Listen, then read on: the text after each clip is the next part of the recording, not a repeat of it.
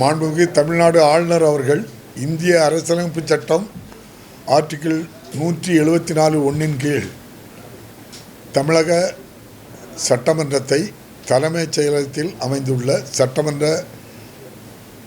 பேரவை மண்டபத்தில் வருகிற ஜனவரி மாதம் 6ஆம் தேதி கூட்டியுள்ளார்கள். அன்று காலை 9:30 மணிக்கு மாண்புமிகு தமிழ்நாடு ஆளுநர் அவர்கள் இந்திய அரசியலமைப்பு சட்டம் ஆர்டிகிள் 176(1) கீழ் உரை நிகழ்த்த உள்ளார்கள். நன்றி, வணக்கம். அப்படியா? மாண்புமிகு தமிழ்நாடு ஆளுநர் அவர்கள் இந்திய அரசியலமைப்பு சட்டம் 174(1) கீழ் தமிழக சட்டமன்றத்தை தலைமைச் செயலகத்தில் அமைந்துள்ள சட்டமன்ற பேரவை மண்டபத்தில் வருகிற ஜனவரி மாதம் 6ஆம் தேதி கூட்டியுள்ளார்கள். அன்று இந்திய அரசியலமைப்பு சட்டம் ஆர்டிகிள் 176(1) படி மாண்புமிகு தமிழ்நாடு ஆளுநர் அவர்கள் காலை 9:30 மணிக்கு உரை நிகழ்த்த உள்ளார்கள். அதுதான் எல்லாருக்கும் உங்களுக்கு தெரியுமா? நாங்கள் தான் சொல்லக்கூடாத பிஏசி, அதுதான் நம்ம அலுவல் ஆய்வுக்குழு தான் பேசி முடிவு பண்ணோம். அலுவல் ஆய்வுக்குழு பேசி முடிவெடுத்ததுக்கு பிறகு அதுபடி சபையை நடத்துறதுக்கு தான் சட்டப்பேரவைத் தலைவருக்கு உரிமை.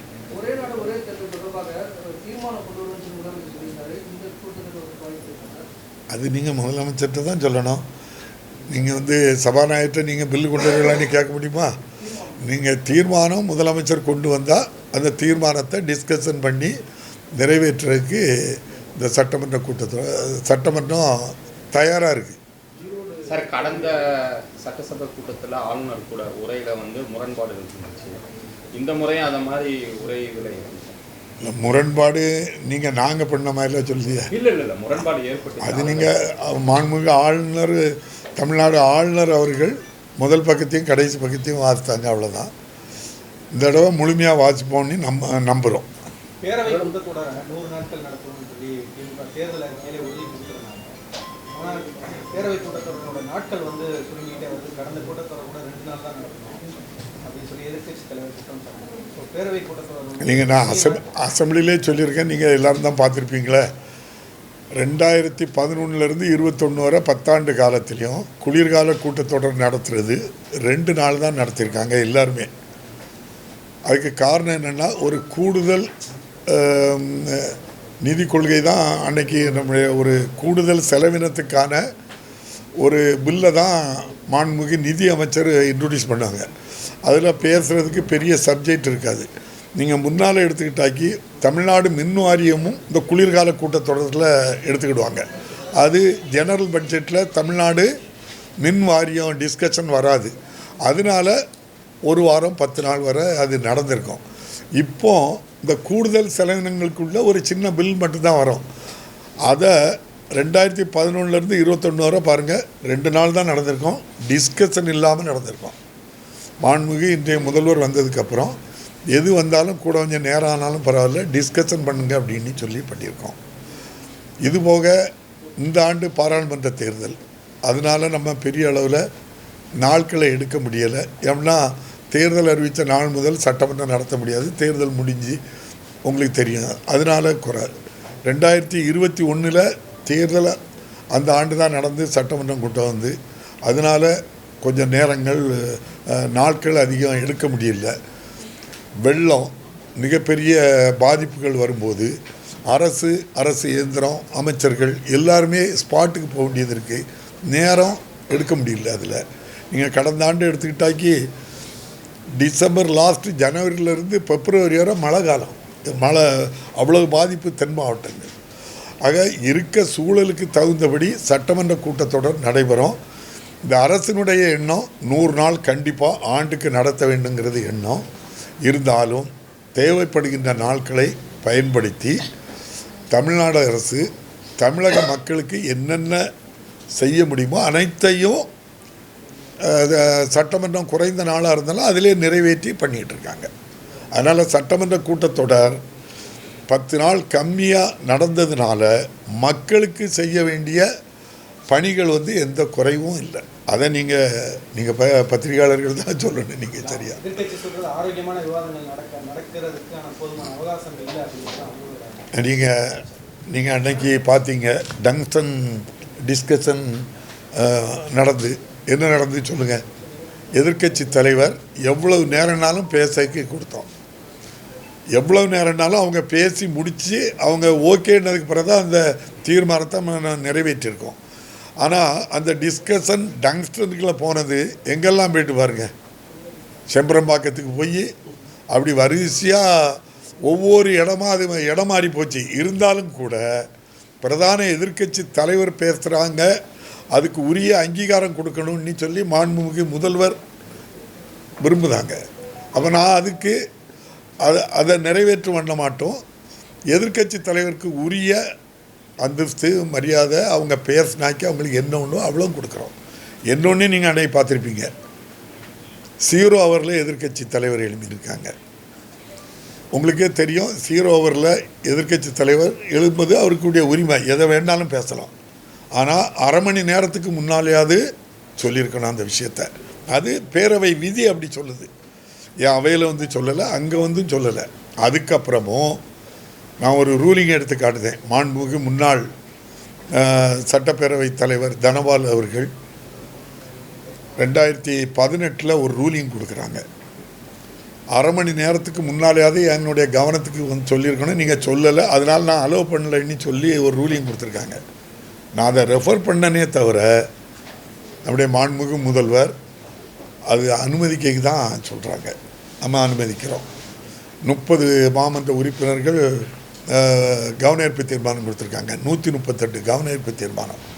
ஐயா எதிர்க்கட்சி தலைவர் அவர்களும் திட்டக்குடியில் பைபாஸ் வேணுங்கிறதுக்காக லாரிகள் நிறைய போகுது ஊருக்குள்ள அப்படின்ட்டு சொல்லி அவங்களும் கொடுத்துருக்காங்க.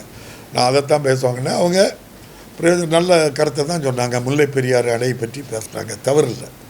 அப்போ இந்த அரசு எதிர்க்கட்சி எவ்வளோ மதிக்கிறதுன்னு நீங்கள் பாருங்கள். எதிர்க்கட்சி தலைவருக்கு உரிய மரியாதையை கொடுக்குறோம், அவங்கள பேசக்கு வாய்ப்பு கொடுக்குறோம், யாரைக்கும் தடை இல்லை, உங்களுக்கு தெரியும். அதனால் இந்த அரசை பொறுத்தளவில் சட்டமன்றம் இப்போ நீங்கள் இப்போ இதில் மானிய கோரிக்கையில் என்ன பண்ணோம், காலை மாலை அவ்வளவு அதிகாரிகளும் அவ்வளவு கஷ்டப்பட்டாங்க. 8 மணிக்கெல்லாம் அசம்பிளி முடிஞ்சிருக்கு. அதுக்கப்புறம் நம்ம பல்லாவரம்லாம் போயிட்டு ஒரு பணியாளர் வரன்னா எவ்வளோ கஷ்டப்படுவாங்க. இவ்வளவு பிரச்சனைகளையும் தாங்கி தான் அதிகாரிகளும் அதுக்கு ஒத்துழைப்பு கொடுக்குறாங்க. எல்லா வகையிலையும் இந்த அரசு சட்டமன்றத்தில் ஆளுங்கட்சி எதிர்க்கட்சின்னு பார்க்கல. இன்னும் சொல்ல போனால் நீங்கள் கணக்கெடுத்து பார்த்தா ஆளுங்கட்சி உறுப்பினர்கள் 2 மடங்கு இருக்காங்க, எதிர்க்கட்சி உறுப்பினர்கள் தான் 2 மடங்கு பேசுவாங்க. ஒரு ஜனநாயக ரீதியாட்டு நடக்கு. நீங்கள் தான் அதை சொல்லணும். நீங்கள் தினம் பார்க்குறீங்க அசம்பிளியில் அதை நீங்கள் வெளியே சொன்னால் கேட்க உங்களுக்கு இப்படி தானே நடத்துகிறாங்கன்னு ஒரு எதிர்கேள்வியும் கேட்கலாம். நீங்கள் கேட்பேன்னு நம்புகிறேன். சார், ஆளுநர் கடந்த ஆண்டை போலேயே ஒரு முரண்பட்ட நிலையில் இருந்தால் தொடர்ந்து பழைய நிலை யார் எந்த நிலையை எடுத்தாலும் சரி தான் தம்பி, சட்டமன்றம் நடக்கும், நல்லது நடக்கும். மாண்புமிகு ஆளுநர் அவர்கள் கடந்த ஆண்டுமாய் இருக்கமாட்டாங்கன்னு சொல்லியாச்சு. முதல் பக்கமும் கடைசி பக்கமும் மட்டும் இல்லை, எல்லாம் வாசிப்பாங்கன்னு நம்புகிறோம். நாங்கள் நிச்சயமாக நம்புகிறோம். நீங்கள் இந்த சட்டமன்றத்தில் யார் மேலேயாவது தவறு இருக்கா? நாங்கள் எதுவும் தவறு பண்ணோமா? இந்திய அரசியலமைப்பு சட்டம் ஆர்டிகிள் 176(1) படி ஆளுநர் அவர்கள் உரை நிகழ்த்துவதற்கு அனுமதி. அந்த உரை நிகழ்த்துவதற்கு மட்டும்தான் அனுமதியே தவிர கருத்து சொல்வதற்கு யாருக்கும் அதிகாரம் கிடையாது. கருத்து சொல்கிறது மக்களால் தேர்ந்தெடுக்கப்பட்ட 234 சட்டமன்ற உறுப்பினர்களுக்கு மட்டும்தான் இந்த சட்டமன்றத்தில் கருத்து சொல்கிறதுக்கு உரிமை உண்டு, வேறு யாருக்கும் உரிமை கிடையாது. இதுதான் இந்திய பாராளுமன்ற ஜனநாயகம். பாராளுமன்றத்தில் பிரதமராக ஆட்சியில் இருக்கின்ற ஒரு அமைச்சரவை கூடி அவர்கள் என்ன உரையை எழுதி கொடுக்கின்றார்களோ அதைத்தான் மாண்புமிகு குடியரசுத் தலைவர் அவர்கள் முழுமையாக அந்த உரையை வாசிக்கின்றார்கள். இதுதான் பாராளுமன்ற ஜனநாயகம். அதன்படி தான் சட்டமன்றமும் ஒரு அமைச்சர், ஒரு முதலமைச்சர், ஒரு அமைச்சரவை அந்த சட்டமன்றம் உரையை எழுதி கொடுக்கின்றார்கள். அதுவும் அவருடைய கவனத்துக்கு கூட கொடுத்து தான் அதை திரும்ப வாசிக்க சொல்கிறோம். அதை வாசிக்கிற உரிமை மட்டும்தான் ஆளுநருக்கு உண்டே தவிர தன்னுடைய சொந்த கருத்துக்களையோ சொந்த இஷ்யூகளையோ அங்கே சொல்கிறதுக்கு அவங்களுக்கு உரிமை இல்லை. உரிமை இல்லைன்னு நான் சொல்லலை. இந்திய அரசியலமைப்பு சட்டம் 176 ஒன்றில் சொல்லியிருக்கு. வாசிக்கிறதுக்கு முழு உரிமை உண்டு. கருத்து சொல்ல உரிமை 234 சட்டமன்ற உறுப்பினர்களுக்கு மட்டும்தான் உண்டு. நன்றி. ஆளுநரை சந்திக்கும் போது முறைப்படி சந்திக்கும் போது இந்த உரையை வந்து முழுமையாக படிக்க வேண்டும் அப்படின்னு சொல்லி வலியுறுத்தப்படுவோம்.